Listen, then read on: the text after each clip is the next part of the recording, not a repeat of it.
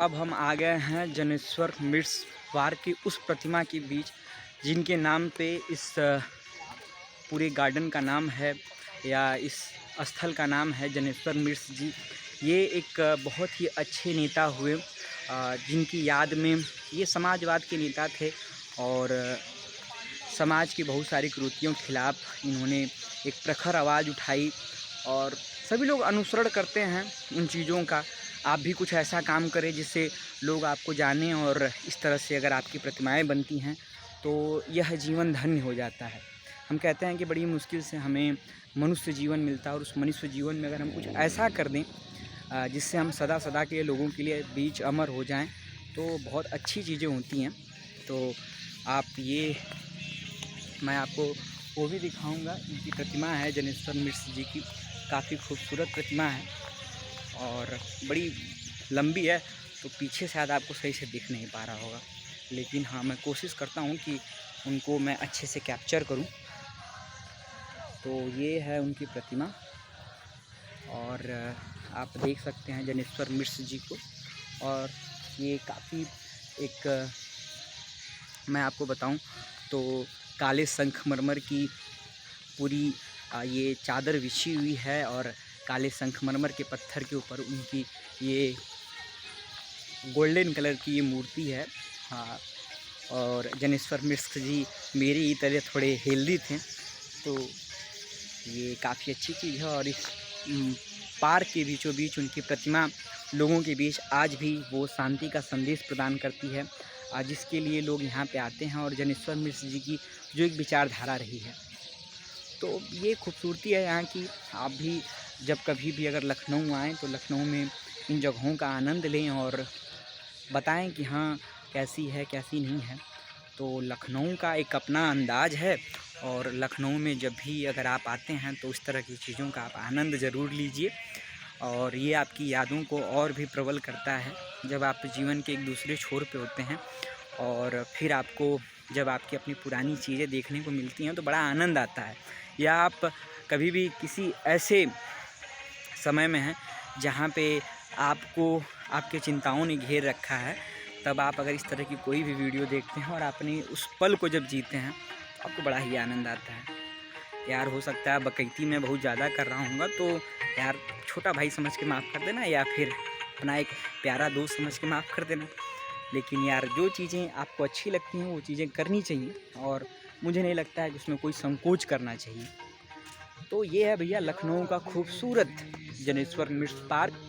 और जब शाम की किरणें धीरे धीरे जब छिप रही हैं और सूर्य ढल रहा है और अस्त की ओर जा रहा है तो एक अलग खूबसूरती है यहाँ। और इस पार्क की जो यहाँ के हर नगरवासी इसका लुत्फ़ उठाना चाहते हैं और आप अपनी भाग दौड़ की ज़िंदगी से जब उन चीज़ों को जीते हैं तो आपके लिए बहुत ही आनंदमयी पल होता है।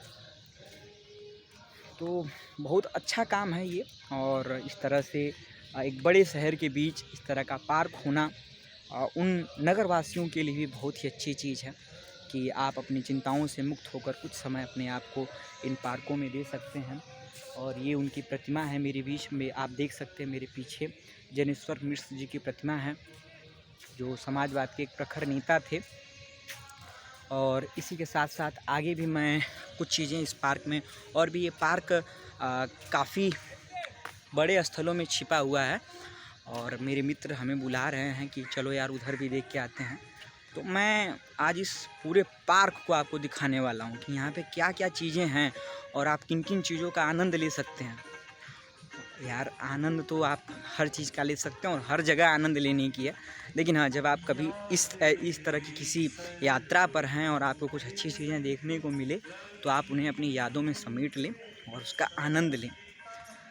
और आनंद के साथ ही ये मैं चीज़ें एक और चीज़ आपको मैं दिखाना चाहता हूँ कि इस पार्क में एक और चीज़ है जो काफ़ी खूबसूरत है और इस पार्क के बीचों बीच है। ये मेरे पीछे आप देख रहे होंगे, शायद आपको नहीं अभी दिख रहा होगा, मैं दिखाने की कोशिश करता हूँ। ये है भैया, आप देखिए और आप खुद गेस कीजिए कि क्या चीज़ है। तो ये अब आप लोगों के लिए, वैसे तो मैं चाहूँ तो बता दूँ, लेकिन देखिए ये हमारी वायुसेना का एक एयरक्राफ्ट है। चला और ये देखिए तो ये बहुत अच्छी, और यहाँ पे बहुत सी चीज़ें हैं। और ये पीछे आप देख सकते हैं कि किस तरह से चीज़ों का आप आनंद ले सकते हैं। और मेरे मित्र थोड़े बुला रहे हैं मुझे, लेकिन कोई बात नहीं, मैं अभी आपको और भी चीज़ें दिखाऊंगा, क्योंकि इस पार्क में ना बहुत कुछ है एक्सप्लोर करने का। और भैया टिकट भी 10 रुपया लगा है, तो चाहूँगा कि वो 10 रुपये किस तरह से वसूल हो जाए और आप लोगों को भी मैं दिखा दूँ कि हाँ भैया 10 रुपये वसूल लिए गए हैं पूरी तरीके से। यहाँ पे जो भी दर्शक आते हैं वो अपनी यादों को समेटने के लिए तस्वीरें लेते हैं और उन्हें अपनी गैलरी में और अपने फ़ोन के पिटारे में हमेशा हमेशा के लिए सहेज देते हैं, जो एक अलग ही आनंद होता है। मैं भी आप लोगों के लिए ब्लॉग बना रहा हूँ, ये मैं आप लोगों के लिए जो बना ही रहा हूँ कि आप लोग भी देखें और ये मेरी भी यादें रहेंगी। तो ये मेरे लिए एक खुशी का अवसर होगा कि उन चीज़ों को मैं कैसे सहेजता हूँ। तो ये बीचों बीच बनाया गया है, एक स्थल है जहाँ पे अगर आप मंचन करना चाहते हैं तो मंचन कर सकते हैं। और उसके ठीक सामने ही ये एक वाटर फाउंडेशन है, और वाटर फाउंडेशन में काम ये होता है कि यहाँ पे पानी का फुहारा काफ़ी तेज़ी से उड़ रहा होता है, तो काफ़ी खूबसूरत लगता है। आप पीछे देखिए, लोग आनंद ले रहे हैं और अपनी अपनी यादों को सहेज रहे हैं सेल्फी के माध्यम से, फ़ोटो के माध्यम से। तो ये सब कुछ है भैया लखनऊ में, लखनवी अंदाज में मैं कहूँ तो आप लखनऊ आइए और लखनऊ का आनंद लीजिए। लखनऊ में बहुत सी चीज़ें हैं, लखनऊ का खाना भी लाजवाब है, लखनऊ के लोग भी लाजवाब हैं। तो आइए और आप आनंद लीजिए।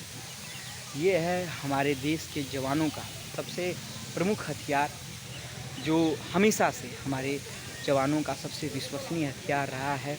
चाहे वह कारगिल का युद्ध हो, चाहे कोई भी युद्ध रहा हो, उसमें हमारे साथियों के साथ कंधे से कंधा मिला के चलने वाला अगर कोई हथियार रहा है तो ये है।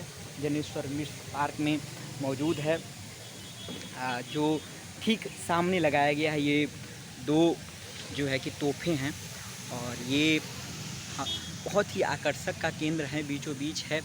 और ये जो टैंकर हैं इतने आकर्षक लगते हैं, इतना खूबसूरत लगता है कि आप जब भी यहाँ पे आएंगे तो आपको भी ये आपका मन मोह लेंगे। और काफ़ी खूबसूरत तरीके से आगे को इस तरह से डिज़ाइन किया गया है, बड़ा अच्छा है भैया। स्ट्रक्चर जो इसका बना है ये लोगों का मन मोहने के लिए ही बना है, बड़ा अच्छा काम है।